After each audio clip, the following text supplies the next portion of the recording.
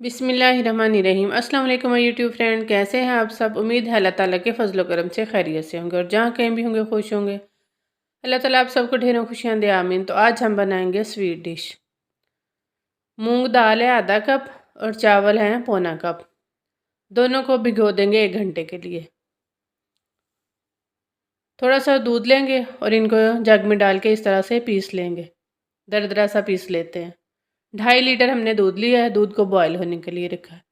किशमिश है थोड़ी सी और कटे हुए बादाम लेंगे। आज हम एक अलग अंदाज में खीर बनाएंगे। जो पेस्ट बनाया था हमने चावल और मूंग दाल का, दूध को बॉयल आ गया तो हमने उसमें डाल दिया। इसको गाढ़ा होने तक हम पकाएंगे। तकरीबन आधा घंटा हमें लग जाएगा इसको पकाते हुए। बहुत मज़े की ये स्वीट डिश बनती है। आप लोग इसको ट्राई करके देखिएगा, बहुत मज़े की बनेंगी। आधी कुक हो गई है। 1 कप चीनी डालेंगे। मीठा आप अपनी मर्ज़ी से कम ज़्यादा कर सकते हैं। इलायची पाउडर है 2-3 चुटकी, वो भी डाल देंगे। खोया हमने लिया है आधा पाव।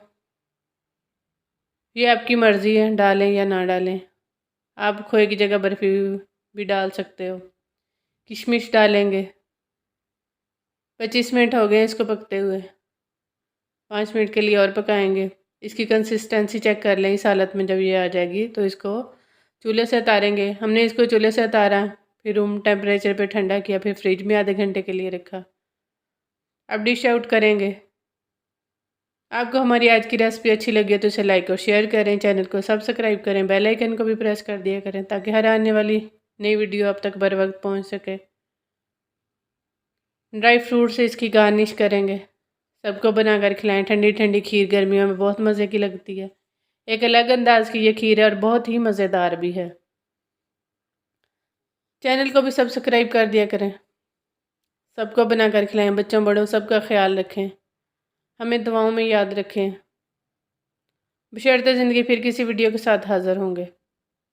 अल्लाह हाफिज़।